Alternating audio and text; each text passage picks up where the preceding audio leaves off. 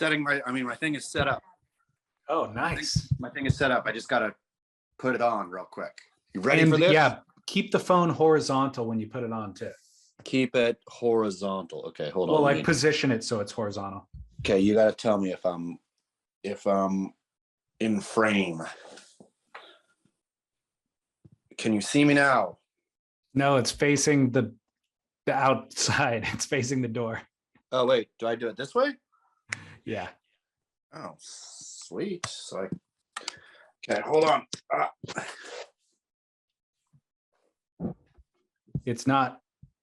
So it's turn it 180 degrees. Huh, weird. It's still showing vertical. It did adjust, but now it's vertical still. Who cares? This is fine. Okay. Still fine. Even better? Yeah. The light is it too bright for you? Because I think it would work without it if it kind of depends on your needs. There we go. I think that feels more natural. Okay. Well, hey, Chaz, you know what we are responsible for doing today? Our ambition is to spread burrito awareness. I mean, I couldn't be happier about anything, to be honest. I couldn't be more thrilled or feel a greater burden toward anything than burritos. I couldn't agree with you more. The reality is, you love New Jersey, right? New Jersey, if I had to move, if I had to leave this California, it would be New Jersey. Exactly. Asbury Park. So given your love for New Jersey, if you knew that there was an epic burrito shop that was started on the beach in New Jersey by surfer skaters that was growing across the US by spreading delicious burrito love, wouldn't you feel obligated to tell our listeners about it? Not only would I feel obligated to tell our listeners, I'd feel obligated to go and munch into one myself. I almost feel like we should buy, even though there are Bubba Coos locations in the US, throughout the US, I almost feel like we're obligated to go to New Jersey just to see the original. Well, and I think it would be a pilgrimage, right? I think pilgrimages are important, and I feel it would be our duty to go. I think so too. Do you think they have a pork roll burrito? I'm not sure. What would that be? Have you ever had a New Jersey pork roll? Oh, a pork roll burrito. I have had a New Jersey pork roll, and that would be an epic homage to their home state. I mean, if I was going to, can you buy these franchises? Are they available? You absolutely can. You absolutely can. So here's to bring listeners up to speed. What's great about this podcast is that it is a community.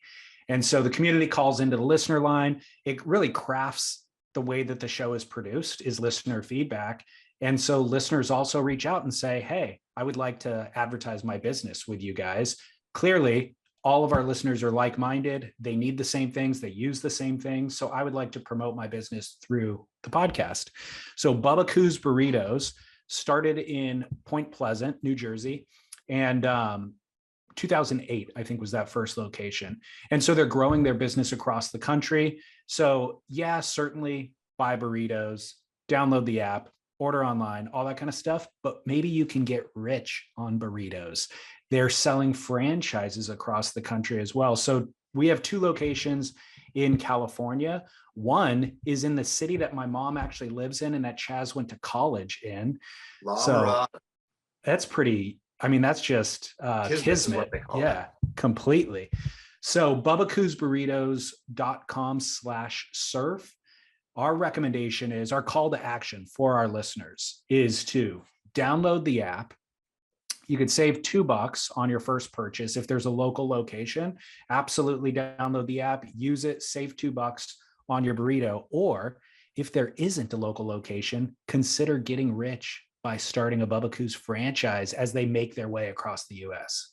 Imagine going into the burrito game, how happy you'd feel, how fulfilled you would feel. Like, I worked in wine. Yep. I now work in surfing. Maybe my 3rd chapter of life can be burritos. The 3rd act. Everybody needs 3 acts. For those lawyers and doctors out there who are, slaving away, money in the bank, suckers, just sell it all. Get a burrito franchise, done and dusted. Be happy, be full. and spread good love. So BubbaCoosBurritos.com. Bubba Coos is B-U Bubba. You know how to spell Bubba. And then the Coos is Koos. But I think it's easier. Just go to our website, surfsplendorpodcast.com. I will link over to it. And then the way that you download the app is just scan the QR code that's on the screen right there. That'll download the app. That's where you save your $2 and support our fellow listeners, your fellow listeners. We should meet in La Mirada next Friday, David Lee Scales, at Bubba Coos. Dude, we could do the podcast from Bubba Coos. Let's do it. Okay, sounds good. All right, Chaz, on to today's show. What a day. What a week. I mean, it is freaking a huge day in surf news yesterday. Massive. All Massive. started with little old beach grit. Was it really? Did you break the news? Of course. We broke it the day before that there was unrest and talk of boycotting Margaret and all that. So big news. We'll kind of tell it in order. WSL surfers are disgruntled. 29, I believe, surfers actually signed a petition that they presented to the WSL. They're disgruntled about this mid-year cut. Now, obviously, they've known about this mid-year cut for a long time, but now that it's actually getting really close to the cut and people are recognizing that they're going to be jobless in a couple of months, they're very disgruntled. It's all amplified by the fact that they were surfing, waist high, winky pop in crappy conditions. And that's what their career was kind of teetering on, was crappy surf. So they kind of blame Jessie Miley Dyer for putting them out there. But the way that the events have unfolded, and we'll unpack each of them, is the WSL surfers presented the petition to the WSL. They, not publicly, but in addition to, privately threatened to boycott Margaret River, so simply not show up and surf in that event. And since then, the WSL, Eric Logan himself, the CEO, has sent a response letter to the surfers. Both of those have been leaked to the public, so we have copies of those letters. We can kind of read highlights from them. But lead us in with, how was this leaked to you guys? Was it a professional surfer? And did you write the story, or did Derek? I was on the road when it's always hard when being a surf journalist, when breaking news happens, you have to be near a computer or phone or something. But the breaking news so happened to catch me in my car driving up to LA. So I quickly rang Derek, downloaded him on what I had been told. It was an inside source. I'll just leave it at that. An inside source who said, this is really happening. And apparently there's a pro surfer WhatsApp chat group. And that's where the talk of boycott had started to foment. And so all of this was going on. So Derek Riley, lightning fast, got it up. And then the dominoes fell after that. Inside source, is it a professional surfer? It is a professional surfer. Got it. Excellent. What's your response to the surfers' petition? Well, the thing is, David Lee, like, I get it, right? I get that these guys have worked really hard and have not slaved away for surfing, for pity's sake, but have done the work. They worked hard. Yeah, to get there, have worked hard to get there. And it feels, it feels arbitrary all of a sudden, to be cut now, where I think the real beef is that the Challenger Series was happening concurrently with the championship tour. And so you could be doing those same events at the same time, right? And stay on tour, even if you fell off at the cut, because you'd have enough points to jump back on, right? This year, the Challenger Series is not running concurrently with the CT. So there's a gap there, right? Where you're actually fall off tour, you're done for the year. And so I get the frustration, but I also, as a surf fan, say, who cares? This made it way more exciting. Like this middle kind of, usually there's not real excitement, around this part of the tour. Like, yeah, sure, there's, whatever, who's going to win the event is something. But aside from that, there's no real drama. There's no who's going to qualify or who's, but now there is. And as a surf fan, I like that drama, and it makes surfers who I would no longer, it makes Ethan Ewing interesting to me for two seconds, where he's not interesting to me the rest of the year. The problem is with the surfers, I will say, is they haven't made themselves interesting to me. Like, I know that's maybe a big burden. It's rude for me as a fan to sit at home and say, entertain me. But that's what I do. And they don't, very few of them entertain me. Nobody's gone out of their way to make their personality different, to showcase, any kind of anything that's going to engage me as a fan. So there's this blob below 18. I, as a fan, don't care about any of them. To clarify, the way that the schedule is shifted for the QS and the Challenger Series is that they can actually do the Challenger Series after they get booted off tour this year and requalify through that and be on tour for next year. But they can't get on at the same time. Last year they could get on right when they got off. They would essentially not leave tour. That's correct, but they also would be doing both tours concurrently and have no downtime. Essentially, they'd be traveling around the world 12 months out of the year. This allows it in such a way that they can kind of focus on the CT while they're on the CT, and then focus on the challenging series when they're trying to requalify for the CT, and not miss a year in between. How many surfers come up at the mid-year cut? Or does anybody come up? It's just cut. It's down to 18. There's no way. What do you mean? Yeah, no, it's just down to 18. So in the second half of the season, there's just 18 males competing, and I think 12 females competing. Yeah, which is exactly what they need to do, right? Like, exactly. Again, yeah. The surfer beef, I feel for them, but I don't, as a fan, this is the right thing. I love the idea of a boycott. I love the surfers signing a petition, but the surfers are wrong. Okay. Their time to argue this was a year ago, before the WSL implemented it. And the WSL did have open discussion with the surfers union, or whatever, for lack of a better term. I forget what they are actually called. And this was mutually agreed upon. Maybe it was, an individual surfer didn't have a voice to stop this from happening, but the surfers collectively did agree to this. And so for them to complain about it now is way too late. I agree with you. As a fan, the smaller tour is a better experience. So they're kind of arguing against what we actually want. But what I think really ultimately this is reflective of is that the surfers have no confidence in the leadership of the WSL that they are actually going to take this into a better place. And so Eric Logan's response was much more interesting to me than the WSL, than the surfers petition.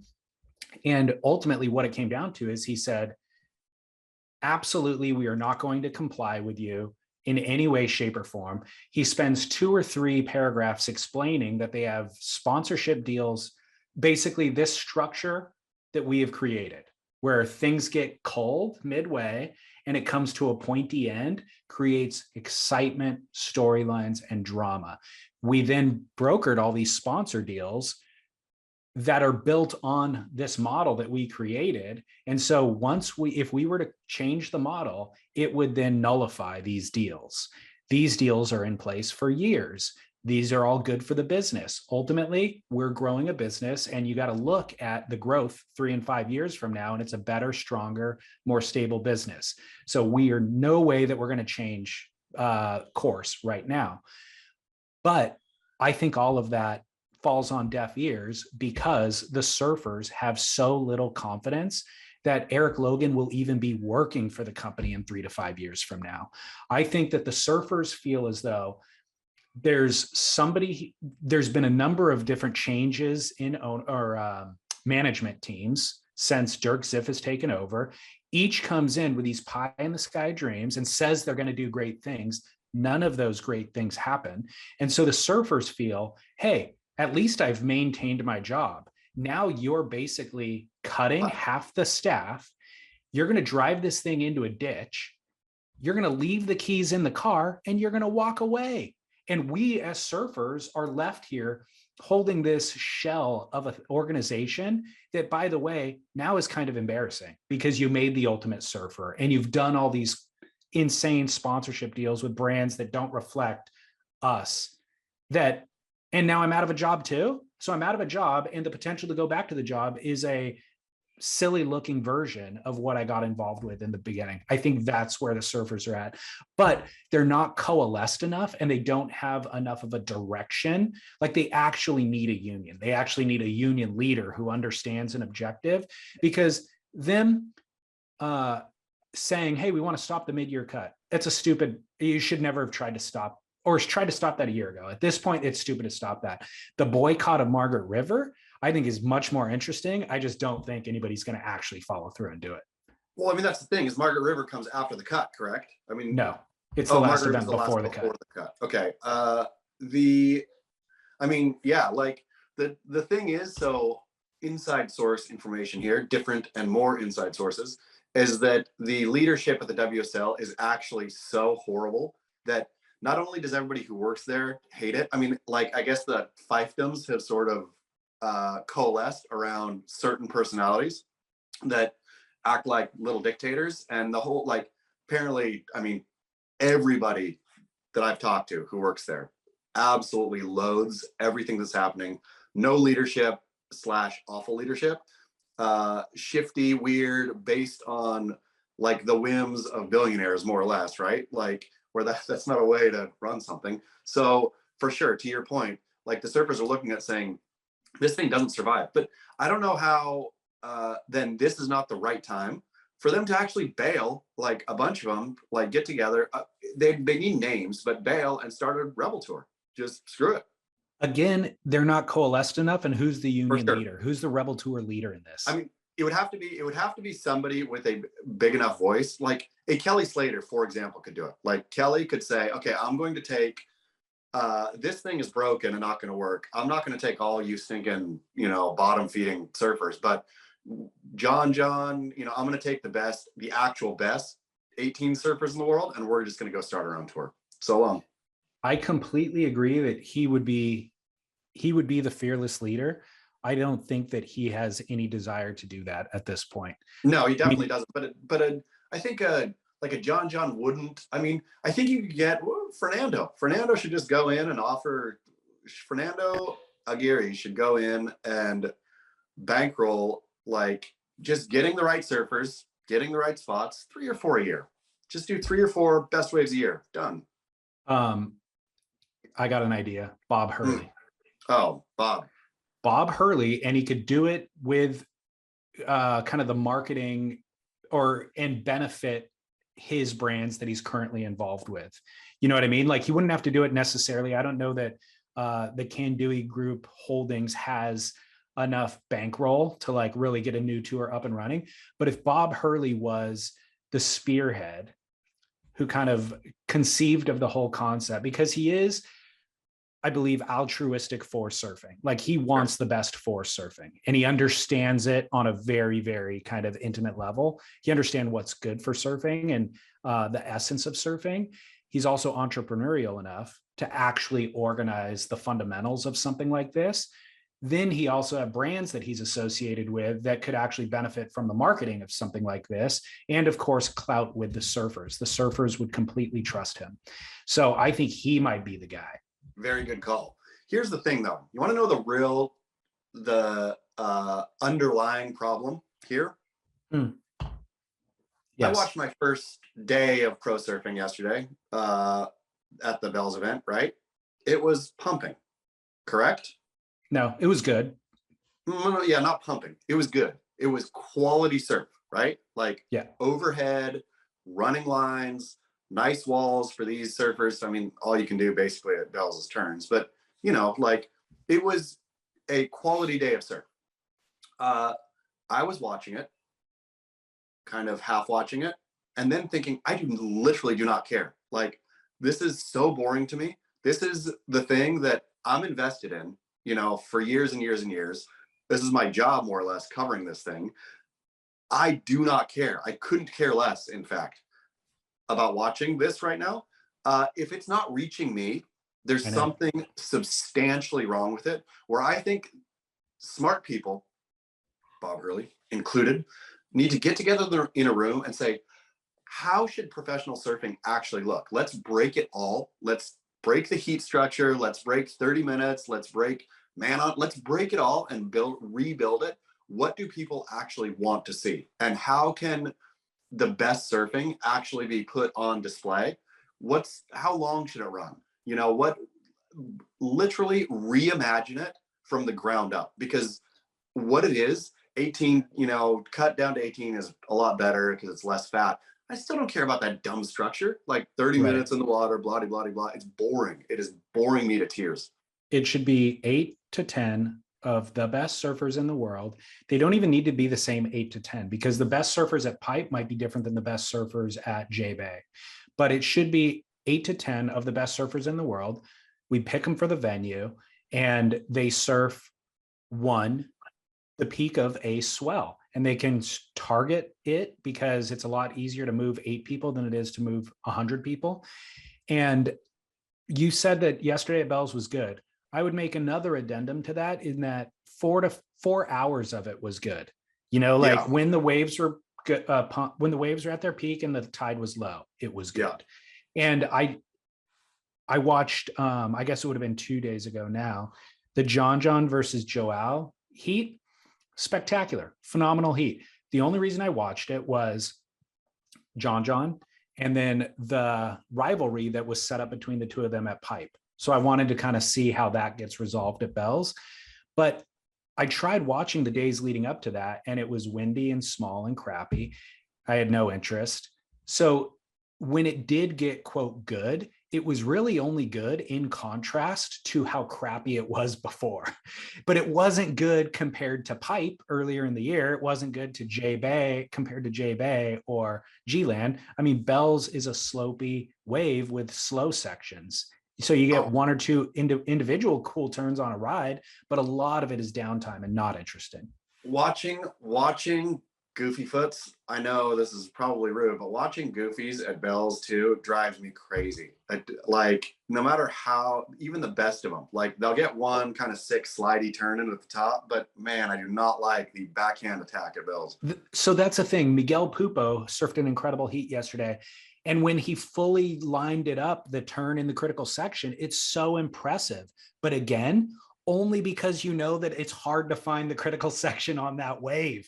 Yeah. It's not like, it's just like, wow, he picked a gem out of this otherwise completely dull wave. He found this moment that was a diamond. And so, wow, we're so impressed that he figured it out. He unlocked the code. That's not what you should be trying to figure out as a viewer. You should just be watching harrowing surf with people navigating it, Whole thing needs to be reimagined, though. I think that this iteration of pro surfing, it should born in 1976, died in 2022, and it should start again. What should pro surfing look like? So I'm going to come back to Eric Logan's response letter, because I felt like he had his feelings hurt. He totally did.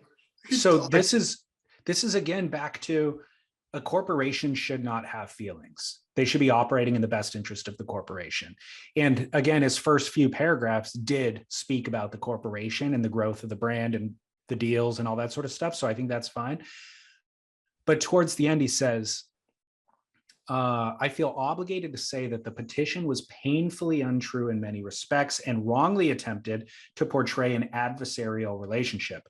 I will address this in person. By the way, at the beginning of the letter, he said, we're going to have a meeting tomorrow at 6:30. So it would have been yesterday evening, and we will all discuss this in person. So that's what that sentence is in reference to. I will address this in person, as I have a lot to say about this. I believe that we have strong personal relationships, and I want to continue to develop deeper and stronger bonds. We appreciate you speaking out, but wish this was not the form in which you chose to do so. That being said, we will move forward together. Passive aggressive. It's passive aggressive, and it really feels like the school teacher slapping you on the wrist, being like, "How dare you speak out to me?" You know what I mean? I'm saying we have deeper and strong bonds. This now feels like he's damaging those deeper and strong bonds, which I don't believe they necessarily ever had in the first place. And should they? Like, should a teacher have deep and strong bonds with the students? No, that's creepy when that happens. Like, the weird mix, I think, in pro surfing of guys like Eric actually wanting to be friends with Kelly and whatnot, right? Like, I mean, it was the problem. I'll say Stab magazine has changed so much for the better under new leadership, right?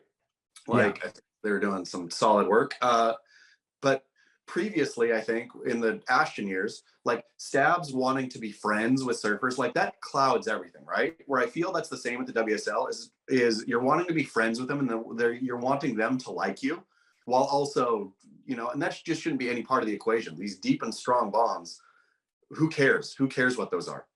Totally. NFL is talking about the deep and strong bonds it has with its players. Absolutely, yeah. Well, another thing that he highlights in his letter to the surfers, his response letter, is how these changes that they're making with the mid-year cut creates drama, creates these storylines, reduces the number of surfers so that we can run in one swell window, all this stuff that we have been advocating on this podcast for years. Do you feel like he is making the mid-year cut is basically a baby step to an ultimately smaller tour? Because if he's saying in this letter, these changes are making a more viable business, why not just make those changes for the entire year, not just half the year? So is this a baby step towards doing exactly what we've been saying they should be doing all along? Maybe, or I mean, I could see where if they think, without money being an issue, because I think they save, millions of dollars in prize money alone, like a few $1 million, I think, in prize money by this cut. If that aside, I think it does, having the 32 at the first 4 events of the year or whatever, and then this mid season cut does provide some drama that otherwise the season lacks. But yeah, maybe they should start at 18 and cut it down to stinking 12. I think they might. I mean, it would be a big blow. Well, it'd be the right thing to do to radically, like you said, erase everything and just say, hey, next year, we're only having 12 surfers. It would be a radical blow and there'd be huge uproar. But again, we're restating, we need a visionary in charge who makes these big radical adjustments, changes, because the thing is that broken. We don't have that visionary. So I feel like this might be a baby step. Eric's concept was, if I do that, we'll get too much blowback. So instead, let's baby step it in, get people used to it. Once we have a better idea of how to run that smaller tour, then maybe in 2024, we actually make the ultimate cut and do that. But as with everything that the WSL does, half measures end up pleasing nobody. So making the longboard tour go from 3 events down to 1 event, and then actually negotiating back, okay, now we'll bring back the 3, or we're going to introduce a wave pool, or we're going to introduce 1 documentary, but not a slate of documentaries or whatever. It ruffles a bunch of people's feathers. I think the current staff that they have is spread thin by trying to wear a bunch of different hats and make this thing happen, when they really should just have a singular focus, doing one thing really, really well, pleasing the audience, and growing from there. I mean, I don't understand. I don't understand though why there's any, like, I get it. Like, I feel for those surfers, I suppose, at some level, but like, why doesn't Logan say, where are you gonna go? Like, okay, fine, quit, boycott, whatever you want. You're fired, all of you. Like, what are you going to go do? Like, we hold all the cards here. Yeah. And so if you don't want to show up to surf our events, don't show up to surf our events. I mean, do you think he's actually worried that alternative tour will grow from the ashes of this? I mean, these guys know firsthand not only how difficult it is to run this stuff, how expensive it is, and how, like, it would be hard, for as much as I would love to see an alternative vision here. It would take somebody with deep pockets, it would take a visionary. It would take all these things. It's probably not happening, right? So what are the surfers going to do? Like, go kick rocks? So let me propose something that the surfers could do. Not all the surfers could do this, but let's use Jordy Smith as an example. Kaloe and Dino would be another good example to use here. Jack Robinson, maybe. They have major social followings. They have they can, first of all, they have the money and they have major social followings, so they could chart their own path if they had direction. Yeah. The reason I chose those three guys is because I'm not convinced that they actually have the personality and the actual direction. But if one of those three guys said, this tour is a total shit show, I don't have faith, I think they're going to run it into a ditch. I'm young enough. I still have clout. I still have my athleticism. The next 2 or 3 years, I'm just going to go do the free surf route. It's different than the free surf route was in the 2000s. Now you have to leverage social, your social community. So they would have to build a YouTube channel. They would have to have structured content for Instagram and all that sort of stuff. But they could do it. It's almost like they would need to hire somebody who manages what all that looks like for them. Because Ben Gravy, Jamie O'Brien, Nathan Florence, like they have a personality that they're building the content around. And so there's a structure to it, and they're just making sure that they produce those 2 videos a week or whatever. I don't know what Kaloe's arc, his character, arc and narrative would be, but he could do it and abandon the tour completely. I mean, but the other thing too is, again, I've had the, pleasure of sort of for the last 3 or 4 years now, maybe even more, probably 5 years, 6 years even, looking over the shoulder and watching the creation of a tour come to light with Natural Selection, the snowboarding tour. And it can happen, right? You can reimagine something and bring something to life. And because I think that the whole YouTube thing is great, but people still want to see who the best X in the world is, right? Or who the best surfer at whatever this spot is. I just think there's a different way and a better way to do that. There's a better way to have competitive surfing actually exist. So I think I'm going to put this on Kaloe Andino then, because I think Red Bull is the company that would do it. I think Red Bull could get behind. They've done, the Cape Fear events, and they've done various, maybe not tours, but they've done events in surfing successfully, very successfully. And I believe Kaloe is still a Red Bull rider. And so I think that he should absolutely, first of all, he came on tour with all the potential in the world and expectation. He was supposed to win world titles.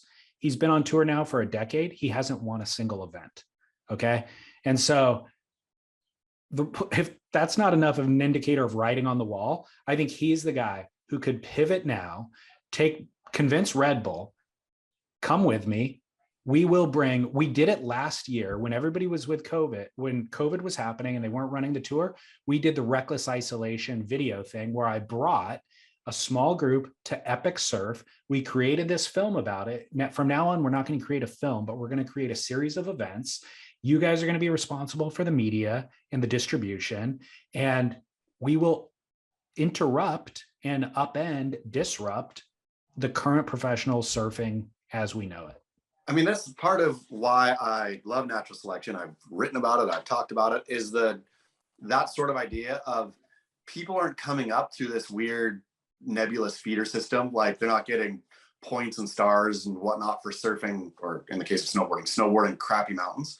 So all these people on the Challenger Series, whatever, they get onto the WSL. Nobody necessarily cares about them. Like very few of them where you're like, oh, I can't wait to see that guy surf, right? It's like good for them that they did the work and won some local 6 stars, and taking nothing away. That's definitely hard work. Who cares? I don't want to see him.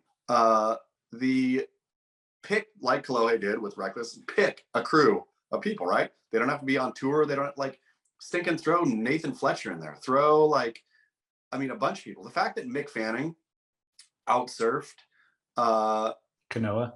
Kanoa is damning for the WSL moving forward, but it also shows the longevity of surfing, right? You could fully pluck randos off the shelf at 50 probably and still get a show. Like I want to see Tom Curran versus, some young buck at J-Bay. Totally. I mean, surfing doesn't have this, we talk about Kelly defying age, and yes, it's very impressive. It's also surfing. It's not super hard in the body. Like the fact that Kelly has, kept fit and can still be tricky, still has his, fast twitch muscles going is great, I guess. But you could like if you blow it out, ticket, we're not just there's no QS anymore. We just want the most interesting Jamie O'Brien versus Ben Grady for pity's sake. Yeah. Do you, since you brought up Kanoa, did you see his spasm claim? His what? Spasm claim. Oh no, I missed it, man. In his loss, he spaz claimed. Yes, he did the gnarliest spasmy claim where he's punching himself in the face and then loses the heat. Man, that kid. I know. Somebody screenshotted it in the Beach Grit comments section with Kanoa just like full on getting attacked by himself. It's pretty incredible. Do you have it? With his hair whipping. Yeah, I have it. I could text it to you right now, but your phone is being used. Otherwise occupied. Well, yeah, after the show, I want to see it. I'll send it. Yeah, I'll send it to you. Anything else that you want to say about Bells before we move on? I mean, I would love listener feedback, to be honest. I was bored, and not because it was Bells.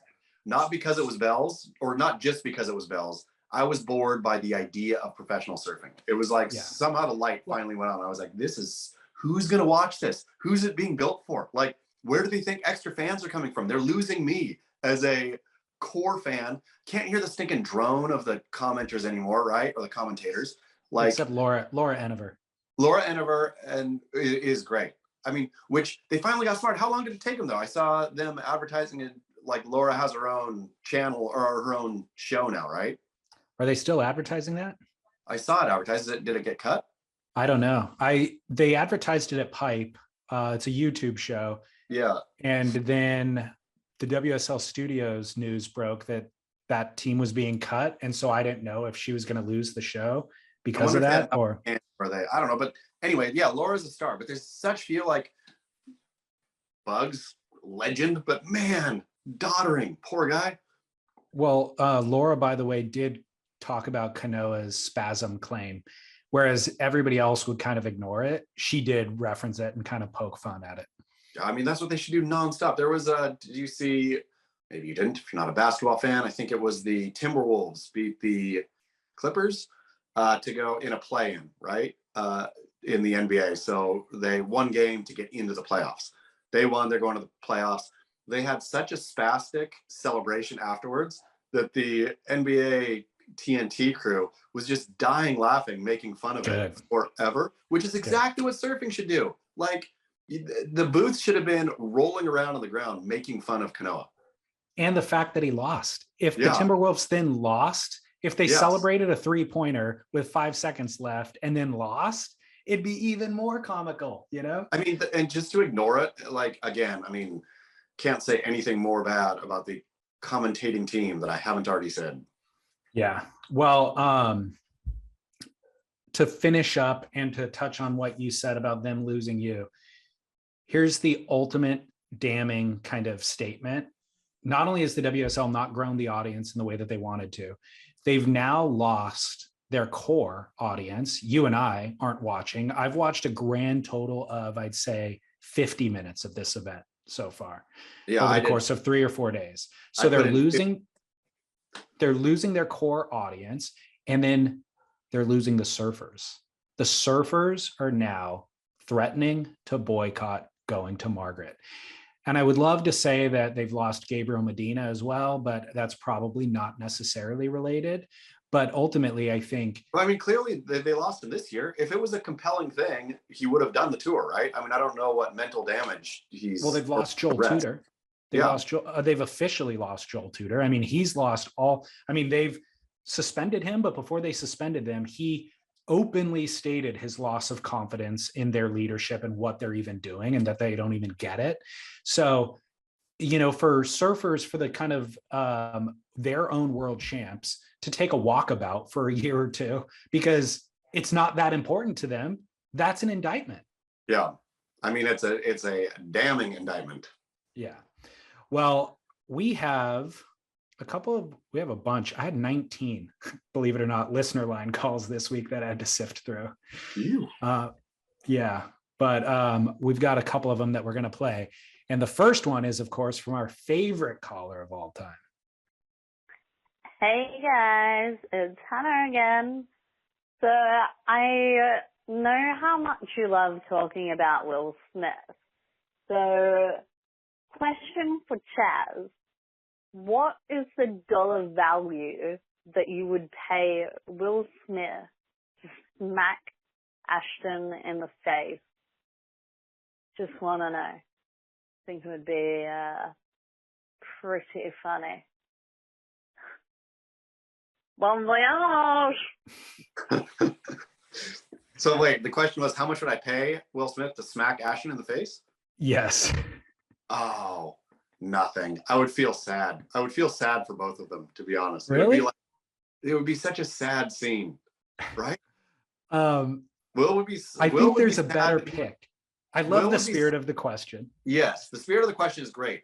In this particular scenario, Will Smith is sad that he's been demeaned to slapping a guy like Ashton. Ashton is just sad all the time, and this is just would make him sadder. And so to me, there's nothing uplifting in this scenario. There's no winners. There's only sadness. Okay, well, I think it's hilarious that, I should start by saying before Ashton smacked you, he accosted me. This was at Surf Expo, however many years ago. And he came up to explain his gripe with me. We squashed it, or so I thought. And then he said that he was going to have words with you. And I told him, I was like, hey, that's between you guys, but make no mistake, Chaz is going to write 30 articles about this. Whatever ends up happening, whether you just browbeat him, whether you physically fight him, this is not the end of it. Like, it will live on. And the problem is you can't really defend yourself because you work for Stab. So they're going to be the ones who control kind of how much you can say about this. And if you step outside of that, you're probably going to jeopardize your job. And Chaz isn't constrained by that. So Ashton, I want you to think long and hard about you confronting Chaz about this. And he was pissed. He's just like, I got to let him have a piece of my mind. All this is to say, Will Smith saying, keep my wife's name out of your mouth, meant that we're now going to talk about his wife's name in perpetuity. All that I was telling Ashton was that you would write 30 articles. I never in a million years thought that 4 years down the road, Hannah from Australia would be calling in to still reference Ashton's slap and be poking fun at Ashton. You know, like, this had such a long tail on it that I never would have anticipated, but it kind of is comical. My advice to Ashton to avoid it entirely was very, very salient. I mean, it would have died.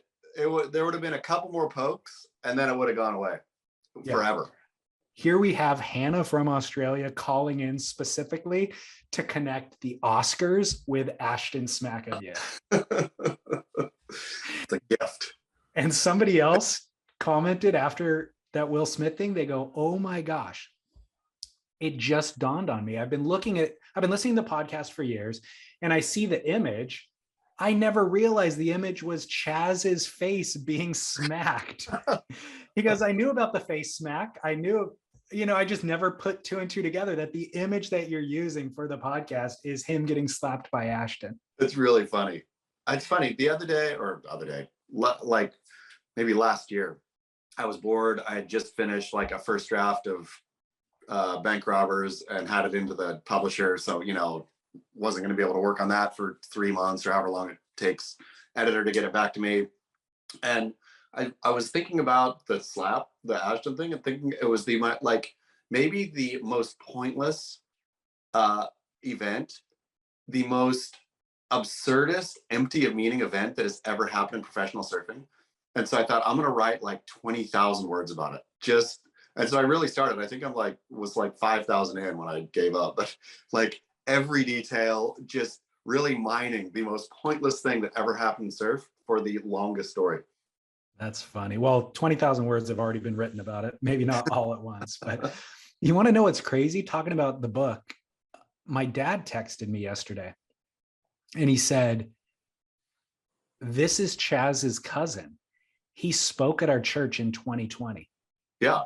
And he sent me a link to a church service. I couldn't. Yeah. Okay. I had no idea. Yeah. That's the evangelical, the gilded evangelical side. Okay. Yeah. Did your dad like Cousin Ben? I didn't ask him. I'm going to see him on Easter this Sunday, so I'll ask him about it. I tried to watch the video, but on my phone it wouldn't play. So today I'll get a chance. I'll watch it. But I thought that he was talking about Cousin Danny. I thought maybe Danny did a tour of speaking after. No, I mean that is the tension in the book, I suppose, is this evangelical side and this bank robber. Gotcha.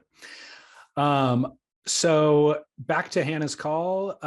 Okay, Will Smith isn't going to slap Ashton. Is there anybody who would be the ultimate, you would love to see smack Ashton in retaliation? No, anybody I'd feel bad. Like, okay. Again, the part of the reason I didn't smack Ashton back was because that's the way that was supposed to play out.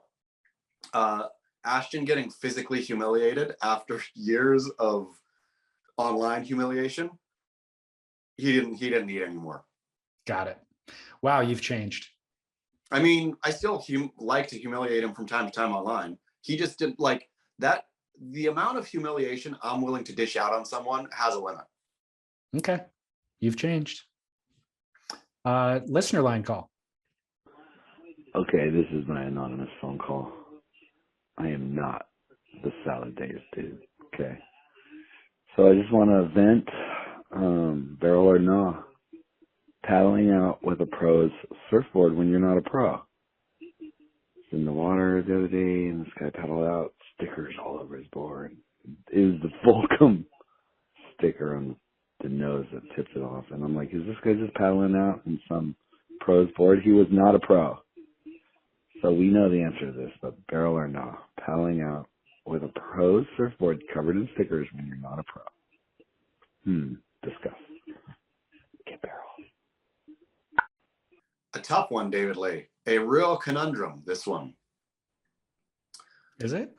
I think so. I am all for, I mean, more and more. I remember, maybe I just wasn't aware as much, but it didn't seem like pros used to sell their boards as much, right? Like, there was no...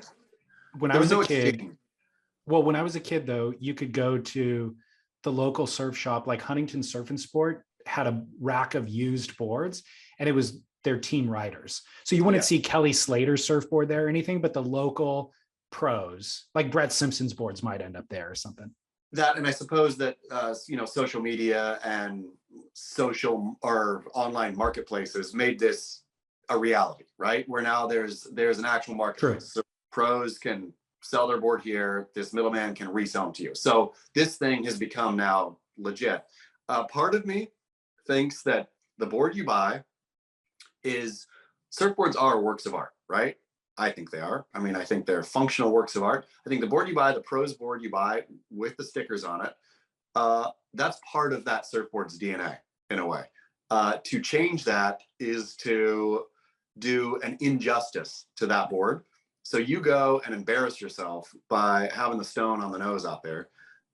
Then part of me thinks that, I'm going to stop there, because the companies, I don't care if they're demeaned. Like, the companies all the surf companies have gone so many different directions, and, corporate this or whatever. So if Hurley out there, owned by Blue Flame Alliance or whatever it is now, if they're being shamed by some kook riding a big old Hurley on the nose, then good.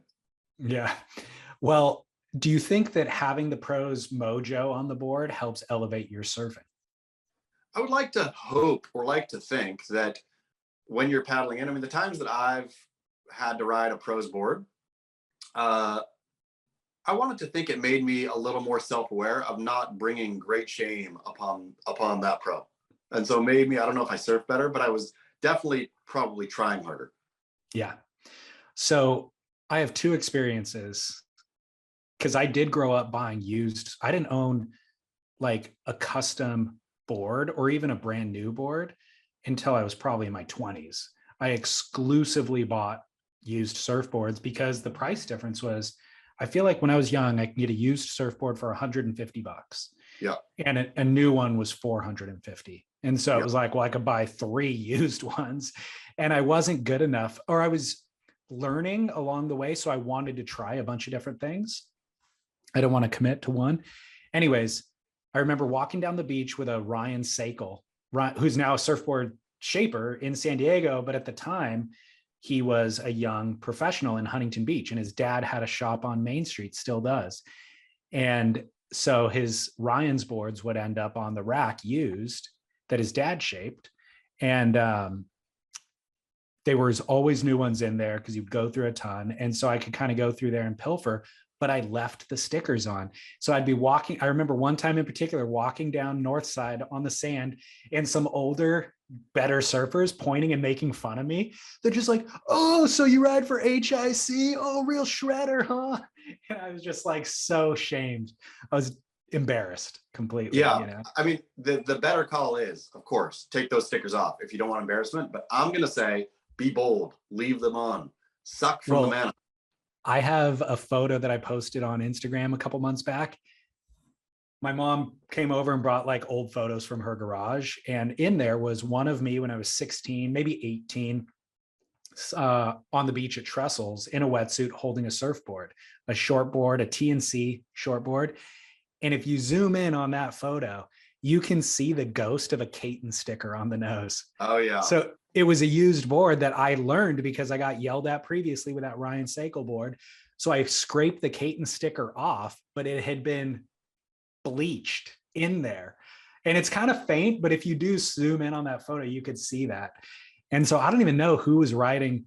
There's a dragon sticker on that board too. So we'd have to research. TNC Caton on the nose? Caton, TNC shaped the board, and then a dragon sunglass sponsor. Who was that?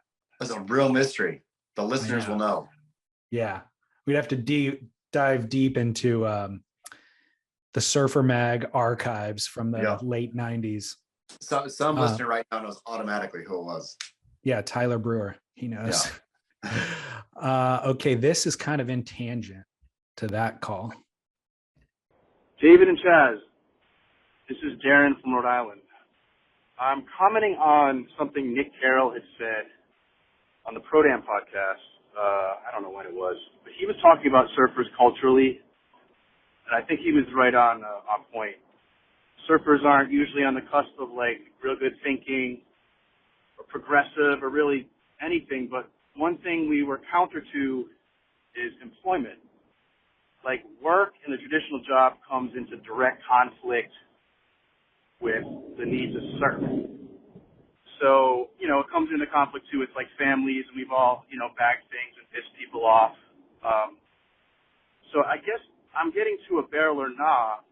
I've found in my mid-40s and as I've gone on in life, I do not really advertise the fact I surf. No stickers, no gear, no branding. I found that when you tell people you surf, they ask you really dumb questions, like bosses are like, "Oh, it's really sunny and warm today. You're going surfing." It's like, no, this is Rhode Island. It only is good when it's freezing cold, miserable out, has nothing to do with weather, and the windows are short, so you got to drop everything. So, but maybe I'm just trying to figure out if there's any benefit in advertising that you surf. I know with work, it sucks. You don't want people knowing. You can't just like bag work to surf. You can bag it for other reasons, but that are acceptable socially. So barrel or nah, hiding the fact you surf. Maybe I'm missing something. Maybe there is some benefit. It certainly didn't work with chicks in the Northeast in the 90s. We were kind of weirdos. California is very different, I'm sure. But anyway, keep up the work. Get barrel. Later, guys. Advertising that you're a surfer. I think no, there's no benefit to it ever or rarely. The one thing I do think you can do as a surfer though, like, okay, so advertising you're a surfer is silly, but if you're supporting, part of advertising you were a surfer was supporting surf brands, right? So back in the day, it was wearing Quicksilver and, you know, whatever surf brand. Sure, it marked you as a surfer, but you were also supporting stuff you believed in, right?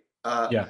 Now that all those companies have been bought and whatnot and are no longer, I would say, you know, by and large, no longer represent anything other than making money, which is fine. Good on them. Hope they do well. I think as a surfer, what you should do is buy buy your gear, or some of your gear at least, from like these small independent. I mean, there's so many, like Ola Canvas out of Huntington Beach. It's all handmade stuff, sourced locally. Epic clothes, epic pants, epic bags, all this kind of stuff, where nobody looks at your pants and says, oh, those are Ola Canvas pants, you must surf. But like, I feel, you're doing good work for a fellow surfer. You feel yourself surfy, and you're not advertising it blatantly and openly. Well, that was the key when we were young. You would only be identified as a surfer by other surfers. Yeah. Like those brands were so small, like Quicksilver maybe is not the greatest example, but the reason why you wore certain things was you would remain anonymous until there was a like-minded individual who saw that and gave you a knowing nod and was just like, oh, dude, that guy knows what he's doing, or that guy surfs. And the reason why we stopped wearing those brands was because Middle America was all wearing it, and then it became kooky. Yep. And so you didn't want to identify with Middle America or with the ones who were pretending to be surfers. So you had to kind of go low key. But I agree with the listener's call in that we were talking about saying you're a foodie. Yes. Saying you're a foodie is the ultimate identifier that you're not actually a foodie. You've had just enough quality food to think that you're an expert, but you've by no means been to all the major cities in the world and dined at all the finest restaurants in all the major cities in the world. So you're definitely not an authority. The same thing kind of goes with all things. The ones who are talking about CrossFit the most have only been doing it for 6 months. The ones who, whatever. So with surfing, it's almost identifying as a surfer is to identify as being a newbie surfer more than anything. I mean, the real truth is, and not for any reason of wanting to keep spots secret, or, I mean, the caller had wonderful points about can't really blow off work and stuff like that. So in that case, of course, it's definitely best not to identify as a surfer. But I think surfing as identity is boring. You're a boring person. So you better have other interests or other things that you do that are part of your identity, right? Like a more recognizable part of your identity than surfing, I think. That you're not talking about either necessarily, but if stuff comes up, that's what you can't talk about. You don't have to go into, oh yeah, I like to, sometimes I check the surf report and it was pumping, so I just, went out there and surfed. Right. I shirked it as an identity intentionally early on because the identity was a certain stereotype that I didn't want to be associated with, like probably the Spicoli stereotype, and so that turns out to not be me. And I like hard work. I like being responsible and reliable and all that. So when I was 20, if the first thing that I was working in restaurants, if the first thing my employer knew about me was that I was a surfer, I would get painted with the irresponsible pot smoking brush, which just wasn't accurate. So I would conceal the surf detail, Easy to conceal. Totally. But again, like, I suppose I had an opposite experience growing up in Oregon, right? Where there was no surfers around, or none that I knew. Like, I did want to identify. I would wear straight up Pirate Surf. Was my favorite brand, right? Like as a young high schooler, where I would wear my Pirate Surf t-shirts and whatnot, like were the identity. So I could see in Rhode Island, like identifying and then seeing like-minded people, you can make a little community, right? But again, that was when I was a young high schooler, not somebody in the workplace. Zug Life would be the equivalent to Pirate Surf nowadays. I want to get Zug Life t-shirts. Well, we're going to have to decide where we want to record next week's show from. Bubba Coo's Burritos, or we got to drive all the way to Lincoln City to record at Zug Life. All right, the Red Bull Conundrum listener line call. David, Chaz, I got a question for you guys. Perhaps it's a barrel or not. You guys are always calling out hypocrisy, and so here you go. I'd love to hear your thoughts. WSL surfers are portrayed as a picture of health, role models for their clean living and fitness-first lifestyles. It makes me cringe, however, to see these same role models immediately don a Red Bull hat while hoisting a can of Red Bull whenever they're chair at the beach or interviewed. Do they really drink that stuff? This is from Headline about Red Bull. When consumed frequently and in excess, it may have several negative and potentially life-threatening side effects. Perhaps they should be hyping AG1 instead. That's all I got. Thanks. Have a great day. This is a great question. AG1. Never go They wrong should- with AG1. They should absolutely be repping that instead. But ultimately, what this comes down to is a paycheck. Well, I mean, and- Red Bull pays great money to athletes. And here's one of the, I mean, so like it or dislike it, I totally understand the idea of hypocrisy. Like most of those Red Bull riders probably don't necessarily consume the product, right? Or let's say most energy drink riders in general. Like John, I don't think he's on Monster anymore, is he? No. I don't think so. But I don't think John ever probably touched a Monster to his lips the entire time he rode for Monster. Yeah. Red Bull in particular though, is even one of the only companies that throws real money behind surf, skate, snow. And so while, yes, it may be hypocritical for them to be spruiking a unhealthy sugar beverage, Red Bull also has real DNA in our spaces and has done great work in our spaces. And so I think it's a sort of like, if Red Bull was doing nothing but paying athletes, then I would say, okay, yeah, you're all hypocrites. You're taking money and you're, throwing a hat on and in something you don't believe in. But Red Bull actually does good stuff as a brand or as a, I don't know, company, whatever, in our worlds. They support amazing content that we would never see otherwise. They do support surfers who wouldn't get to do, and, skaters, snowboarders who wouldn't get to do what they do otherwise. So I am Team Red Bull. And Red Bull, I don't drink it often, but I drink it from time to time. Don't you, David Lee? Nope. I never once. You don't, on a long drive, I'll go Red Bull. And so I think in moderation, of course, this listener points out the fact that if, consumed obsessively, then it leads to health problems. I'm sure coffee consumed obsessively, if you're drinking coffee all day long, it's probably not very good for your heart, right? Like, right. I think Red Bull has its place. Long drive, couple cans, it's like good for something. And I am not anti-Red Bull. I think it takes a very nuanced approach to unpack it, but I think that you nailed it, because I kind of feel the same way. I recognize the hypocrisy, but I don't hold any animosity towards the brand. When I see the athlete wearing the hat, holding the can in the post-heat interview, I completely understand that it's a transaction that's being made, and I accept that. And somehow, again, I think because there's levels or layers in it of like drinking one Red Bull or 3 Red Bulls or whatever a week, it's not only is that not going to kill you, it's not even bad for you. Whereas like the World Surf League hypocrisy of, signing with cheap Chinese SUV makers and stuff like that while being fully out front environmentally, that hypocrisy and the greenwashing there is a lot more, I don't know, that's a lot more worthy of a finger wag to me. Also, a lot of these surfers are on Red Bull. They're not necessarily claiming themselves as beacons of health and, wellness. I mean, they're not out there saying, okay, everybody, I'm going to show you how to make a, vegan, organically sourced chia bowl in the morning. Like you assume you assume they eat healthy, but they're not like pushing it in your face. Let me ask you this. So if part of the argument you made is that the Red Bull's investing in the surf space, what if Kalohe Andino was sponsored by Coca-Cola instead? Yeah. Would that be more offensive? It would be the same. I mean, to me, it's all the same. Coca-Cola is, you could drink probably more Cokes than you could drink Red Bulls, obviously, and be, it'd be better for you.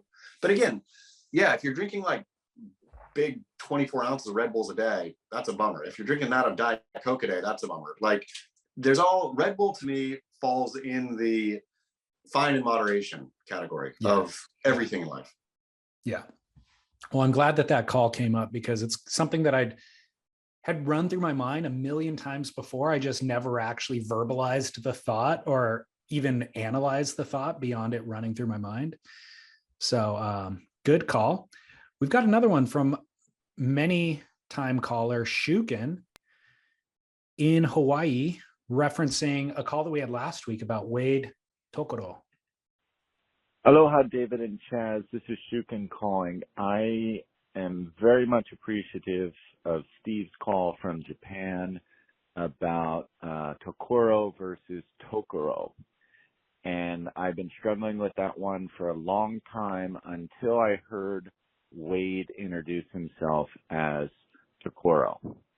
So I think there was, at some point, his ancestors must have said Shogunai, trying to correct everybody's pronunciation. So he just went with Tokoro. If you take notice, Betty Lou Sakura Johnson, anybody who knows her out at the North Shore doesn't call her Sakura. They call her Sakura. So my guess is that her mom calls her Sakura rather than Betty Lou, and her grandparents call her that. So even, I think you can hear Ross Williams and what's his name? Barton Lynch even say that because they know her. My example here would be Kanoa Igarashi. I wouldn't be surprised if when he came to America, people were calling him Igarashi, but he stuck to correcting their pronunciation. So, Steve, I appreciate your sentiments. I've been dealing with it, but here's Wade. Wade Tokoro from Hawaii. Been shaping 22 years, been surfing. So maybe that will ease your tension, but karaoke, sake, izakaya, keep them coming. All right, boys, thanks a lot. Keep up the work. Great insight. What? Great insight. Names are different than words. So Alejandro from San Diego also called in. I'm not going to play his call, but he was basically saying Alejandro's Spanish origin.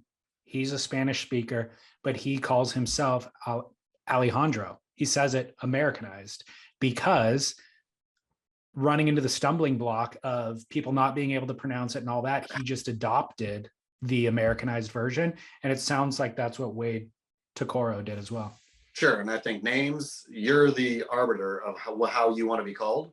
And so if you want to be called one way or another way, that's on you. So it's nice to hear Wade calls himself Tokoro. Yep. So another call came through. I won't play it because I can just sum it up real quickly, but they were asking, says he hears us refer to Hawaii, like basically saying it Hawaii as opposed to Hawaii or Hawaii, So what are your thoughts on how to properly pronounce Hawaii? To me, as a white man living on the mainland, it falls into the exact same camp as karaoke or let's go get a croissant. Like we say it here, Hawaii. And that is me branding myself as a, basically know nothing mainland kook. Great. That's who I am. Right. Every time in conversation, if I said Hawaii, it would be so annoying that to me, that would be projecting that I thought I knew something. Yeah. So to me, the actual respectful thing to do, if you're a mainland kook, is just call it Hawaii.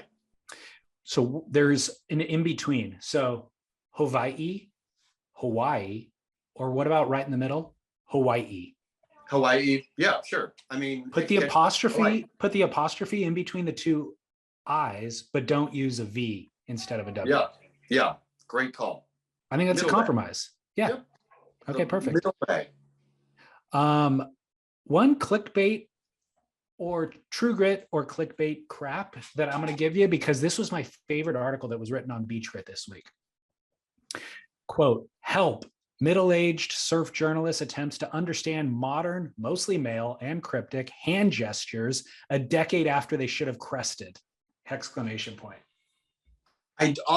was sitting there looking at that picture. I was scrolling through, seeing if anything had happened or if the contest was running or something, and saw that F1 Japanese racer who went to see bells with Kanoa, and then still standing doing like this kind of stuff, where for those vast amount of viewers not on YouTube, I just did the point at the person next to you, two fingers at the person next to you, some sort of like, why, when did this happen?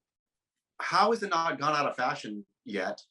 Why does Kanoa Igarashi feel the need to put his hands up? I mean, I guess these are both Japanese, so it's a bad example because the Japanese, you know, maybe that's part of their cultural heritage is always to do that. They've been doing that for a long time. But why do two white guys now need to point or do anything with their hands in a picture? Is it an age thing? I mean, I know old guys who do it, young guys who do it, kids that like everybody. But is it acceptable for a 24-year-old No. to do something in a photo? Because No, it's clearly not acceptable for us in our 40s to be doing it. definitely, it's not acceptable for the 24-year-old either. This is what are you doing? Like, what are you doing? You're looking foolish. You are looking foolish is what you're doing. And I don't care. This is not going to be forever. At some point, this is going to go away, and history will mark you as a weird clown who jumped on a dumb trend. Yeah, be on the right side of history. Just leave your hands at your side. Put them behind your back. Exactly. I agree. But you do find yourself often in photos feeling awkward and not knowing what to do with your hands. So it makes sense that you then put them in some weird position. Sure, just own that awkwardness and leave them be. Fair enough. I like it. Kanoa's getting a lot. Kanoa's getting a lot of the brunt of today's show between that and his spasming claim right before losing a heat. He's got to really knock that off. He's got to knock everything off. He's got to knock the hand gestures off. Yeah, the hand gestures. I'll give him the hand gestures because he's Japanese, but the rest of it, nah. All right. Well, let's take a commercial break so that we could spread some love on linkedin.com/surf and athleticgreens.com/surf. And then we will be back. Great. Chaz, that is a beautiful sweater. Do you think that there's any way that listeners who drink AG1 can find a sweater like that? I bet they can't. Do you think they could? No, this is like what we were talking about when we were young and you secretly identified as a surfer by wearing a little known brand. That's what you're doing right now by wearing an Athletic Greens sweater. A small in white font right above my heart, Athletic Greens is what it says. Now it's called AG1, rebranded slightly for ease, I suppose, but still the same great product that gets me out of bed in the morning, David Lee. They put the logo right over your heart because that's the organ that is benefiting the most from putting the power beverage, the super beverage in your body. Organic fruits and vegetables pulverized into a powder. I dump it into my mason jar in the morning, shake it on up, trip some vitamin D in there, down the hatch. I still haven't done the oils with it. Well, somebody commented or emailed after that and said, don't do oil, do the avocado. The avocado is the healthiest and the cleanest and the best fat. But yeah, so, I mean, we talk about superfoods. You hear superfoods as a phrase mentioned all the time. Not enough talk about super drinks. And this is precisely that. This is the superfoods powdered, mixed with water into a super drink. So it's easier than superfood. Takes me no time. Takes me all of 30 seconds to feel great. And it's a highlight. So I previously had 2 drink rituals in my day. I love, while I'm at work all day, I look forward to, in the evening, I'm going to have a bottle of wine, split a bottle of wine. I really look forward to the ritual of wine in the evening as I wind down, whatever, part of the meal. And then when I'm going to sleep at night, I look forward to the ritual of coffee in the morning. Now there's a ritual before the coffee, and it's short, but I really do look forward to it. You're just preaching to the choir here, man. athleticgreens.com/surf to find optimal health and support our work. All right, Chaz, we're back. This is Barrel or Not for Good Friday. Easter's coming up in 2 days. So Barrel or Not number 1, calling the day that Jesus Christ was crucified, Good Friday. I mean, I'm a full barrel. It is good for all of humanity. All of humanity has benefited from Christ's crucifixion. So it is in fact good. I am a barrel. It's a pretty tragic day otherwise. Yeah, but also it's horribly tragic, but also tragic, but good for all of us. So you don't think God, when he has conversations, Jesus, when he has conversations with humans, maybe post-mortem, and he's like, oh, what do you guys do to celebrate, the day that I was crucified? And they go, we call it Good Friday. You don't think he has a little twinge of like, you could have come up with a better name. You could have come up with a more appropriate name, maybe Homage Friday. I will say that hearing Ron Blakely call bells and saying, oh, the crowd's pecking on the beach, it's Good Friday, and the seven the water really does it some kind of injustice. But aside from that context, aside from really using it to hype Bell's Beach and the crowd on the beach, I'm going to say it's a barrel. I'm wondering if it was Christian PR teams early days where they were like, we want this to be a celebration. We don't want this to be like a somber, the difference between a funeral and a wake. Sure. One's a somber, one's celebratory. So maybe Christian PR teams early days were like, let's make this more of a reason to celebrate. I remember getting into the etymology earlier of years and years and years ago, why it was called good. I can't really remember. I'll have the answer for you next week, but there is a specific reason. Okay. Well, today is Good Friday. We're celebrating. What are you doing for Easter, by the way? Do you guys do a big deal? I think I'll be out in Palm Springs this Easter. Wife's going to Coachella. And so I've done Coachella and do not need to do it again. Wife has Wasserman has like a music side now that they acquired. So she's doing stuff on the music side. So she gets the VIP Coachella experience. Have you ever done Coachella, David Lee Scales? No, and I have no interest at this point in my life. I did very, very early days Coachella. Did it a couple different years, and that's all I needed. It's insane to me that they're doing it on Easter weekend. Yeah, I think it just so happens that, weird, right? I'm sure people are hyped. Some people probably have the week off or a couple of days off work or something. Maybe that's the saving grace, because I would imagine a lot of people don't go because they have family obligations. Yeah, but maybe, how many 20-odd-year-olds care about family obligations? Not Lauren's younger sister, because she's ditching the family get together to go to Coachella this weekend. Precisely. But I'm wondering too, it's like they're going to sell out anyway, no matter what. So this is a way to kind of cull the crowd a little bit. You would hope. Yeah. All right. Well, barrel or non number 2, smoking cigars. Ooh, I'm going to say no barrel unless you're like a real specific personality type. Like cigars stink. Everybody knows that. It's no, big secret there. Like when you're walking by a guy who's smoking a cigar, it's gross typically. When people who don't usually smoke cigars break them out for some celebratory event, they do it totally awkwardly. Like, oh, John's, wife just, she's pregnant. Let's break out the cigars. Everybody stands around and looks like dumb shits because they don't actually know how to like clip it wrong, and they do everything wrong. They're coughing the whole time. It stinks up the space. Everybody's pissed. Random celebratory cigar for people who don't smoke cigars, dumb. But I will say a cigar can look super good on like a Jack Nicholson or whatever. Like if you have a specific body type and gravitas, like Tony Soprano and a cigar, great. It's a great combination. So there is a certain body type look that goes well with cigar.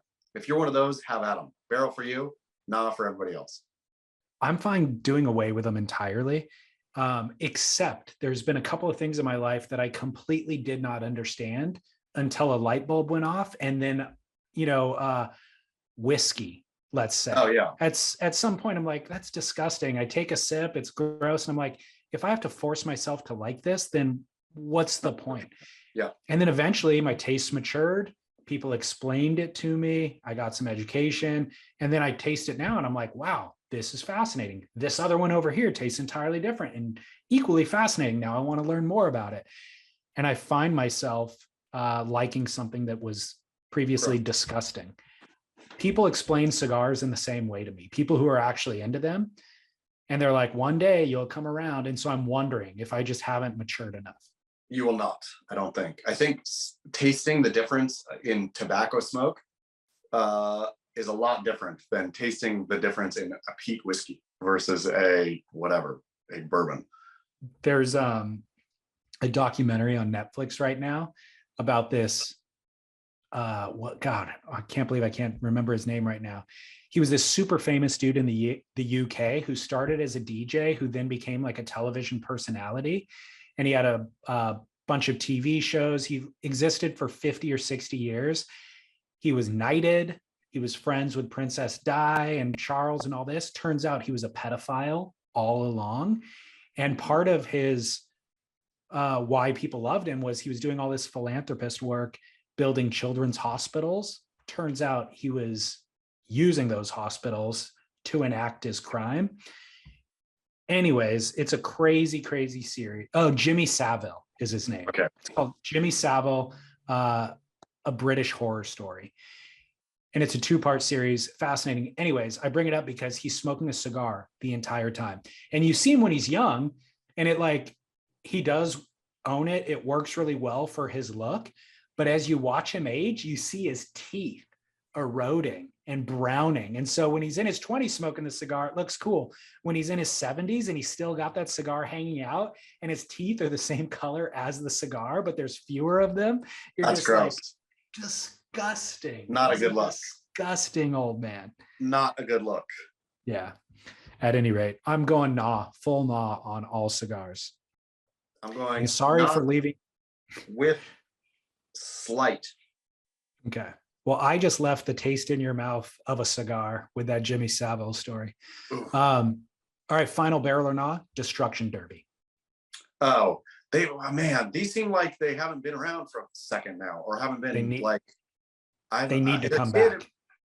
As a kid, it was a regular advertisement on television of come on down to the whatever fairgrounds for the what do they used to? It wasn't Destruction Derby. Was it Destruction Derby? I think that had a specific name. I thought it had a Demolition Derby. Demolition Derby. There we go. Loved it. Loved the idea of it. Would play Demolition Derby with the Matchbox cars, and it's gone away. Is this an American thing? I'd have to think they do it in Australia too. Maybe. Yeah. It feels very American to me, but this is the coolest concept ever that I fully think we need to bring back.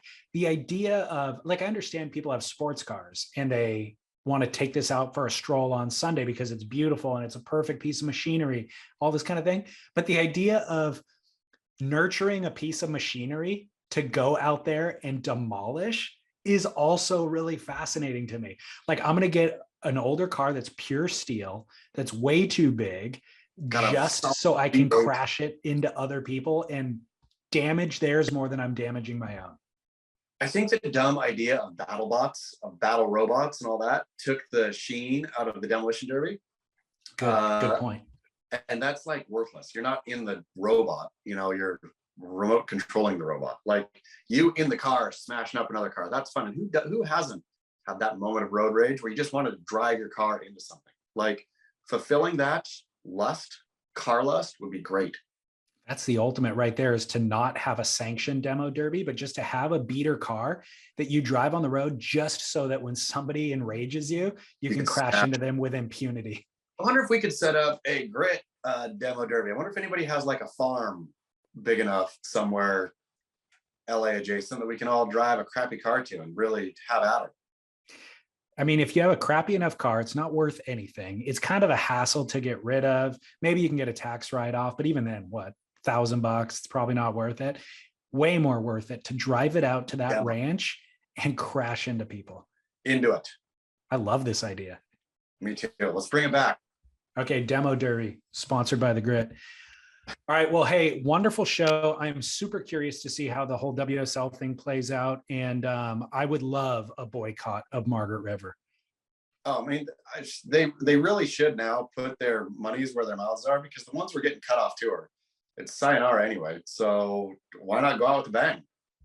They're hoping for the last chance at like, I'm going to win this event and then requalify. And none of them are. You're not. Here's what I would love is for the boycott to actually exist.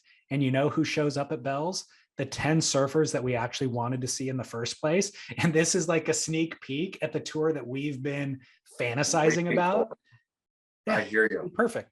It'd be perfect. All right, Chaz, thanks to bubbacoos.com/surf. Thanks to linkedin.com/surf. Thanks to athleticgreens.com/surf. And also, we've been talking about we need more monthly subscribers. Well, we're building incentives for those monthly subscribers. Can't wait to hear it. We're going to be giving away surfboards starting next month for every month for the rest of the year. So you have to subscribe in order to be available to get the surfboard. From our pool of subscribers that give us $5 a month, that is the foundation of our business. We just pluck one name at random. I actually put them into a online Wheel of Fortune wheel. Click a button, the wheel spins, it randomly selects one of those people, they win a free surfboard. Next month, we're giving away a Channel Islands free scrubber. I tell you what, imagine $5 a month over 12 months. What does that equal? 60. $60. $60 a year. You could subscribe for multiple years, and that would still be worth it with the chance of winning how much are surfboards now? Surfboards are like $800 nowadays with inflation and whatnot. Yeah. That's a great deal. It's a great deal. Honestly. It's a great deal. And it supports our work. So the kind of simplest way to put it is advertising that you hear on the show is amazing, but it's inconsistent. The subscription dollars are the foundation of the business. That keeps us running. We can archive the shows. We can guarantee that we're going to get paid a little bit each month. The advertising kind of helps build the future. Like we can now hire other people. We can create more content. We can have video now, all that kind of stuff. But we still need the fundamental blocks to do the fundamentals of the business, to run the business. So that's what we need subscribers for. I'm so thankful for each and every one. Me too. All right, Chaz, beachgrit.com, surfsplendorpodcast.com if you want to set up a subscription. And until next week, get barrel. I'll play Bon Voyage and post. That's better. Okay. All right, man. Have a good one.